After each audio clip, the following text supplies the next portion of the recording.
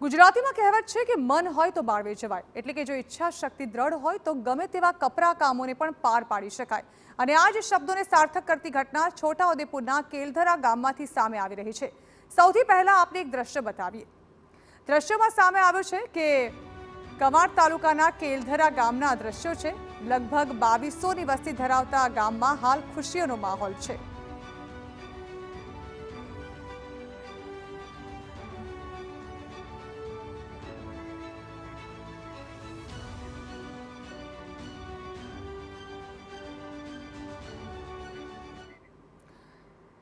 તો ગામમાં ખુશીઓનો માહોલ છે, કારણ કે છેલ્લા ઘણા સમયથી પાણીના એક એક ટીપા માટે તરસતા ગામમાં હાલ પાણીની રેલમછેલ છે।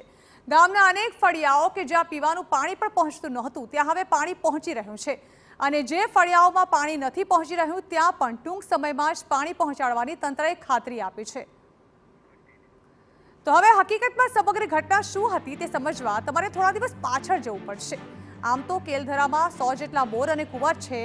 નળ સે જળ યોજના અંતર્ગત નળ પણ લાગ્યા છે, પરંતુ તે નળમાં પાણી પહોંચતું જ નહોતું।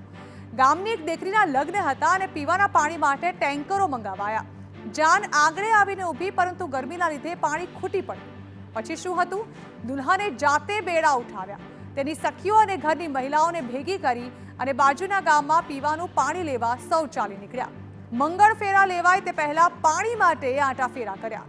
દુલ્હનને લાગ્યું કે તેનો આ પ્રયાસ કદાચ તંત્રને ઢંઢોળી દે। આખરે TV9ના માધ્યમથી આ સમાચાર તંત્ર સુધી પહોંચ્યા અને ખરેખર જ તંત્ર હરકતમાં આવ્યું।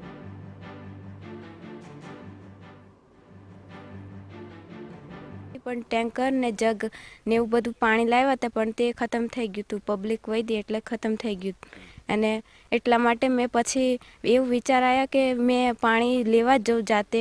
સરકારને આંખો ખુલે એ રીતના મેં વિચારીને મેં ત્યાં પાણી લેવા જ ગઈ હતી। એટલે પાણી લઈને આવીને બધાને પાણી આપ્યું।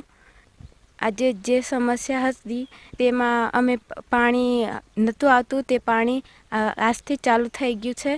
સરકારશ્રી આ બાબતમાં ધ્યાન દોર્યું અને પાણી પુરવઠા વિભાગ, વાસ્મો વિભાગના તમામ અધિકારીઓ દોડતા થયા।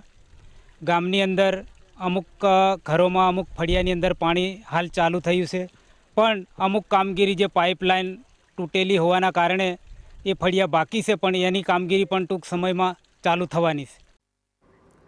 તો ઉનાળાના સમયમાં કેલધરાના લોકો પાણી માટે રીતસર રઝળપાટ કરવા મજબૂર બનતા હતા, પરંતુ આ ઘટના બાદ પાણી પુરવઠા વિભાગના અધિકારીઓ ગામમાં પહોંચ્યા। ગામની ટાંકીઓમાં પાણી ભરવામાં આવ્યું અને ગામના અનેક ફળિયાઓ સુધી પાણી પહોંચાડાયું।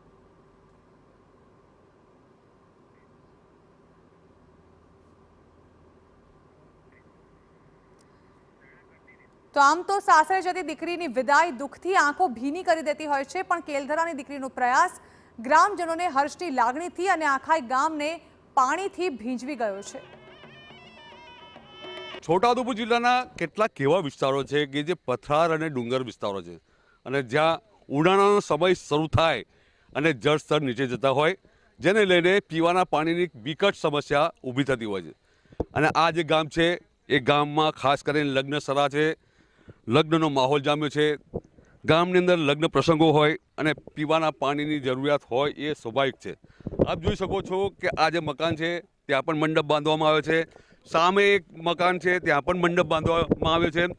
અને આ જે ગામના લોકો છે એ ગામના લોકોને એ વાતની ખુશી છે કે થોડાક જ દિવસ પહેલાં જે આ ગામના લોકોને પીવાના પાણીની સમસ્યા હતી, જેને લઈને ગામની એક દીકરીએ એક એવો પ્રયાસ કર્યો કે જે તંત્રના આંખોને ખોલે તેવો એક પ્રયાસ હતો। એ મંગલ ફેરા ફરતા પહેલાં આ જે દીકરી છે બીજા ગામની અંદર જઈ અને પાણી માટે ફેરા ફર્યા, જેની નોંધ તંત્રએ લીધી, સરકારે નોંધ લીધી, અને જેને લઈને પાણી પુરવઠા વિભાગ આજે આ ગામમાં પહોંચી ગયું છે અને આ ગામની અંદર પીવાનું પાણી આ ગામના લોકોને મળે તેની વ્યવસ્થા તાત્કાલિક કરી દીધી છે। અને જે પીવાના પાણીની સમસ્યા હતી એ હવે કદાચ ભૂતકાળ આ ગામ માટે બની જશે।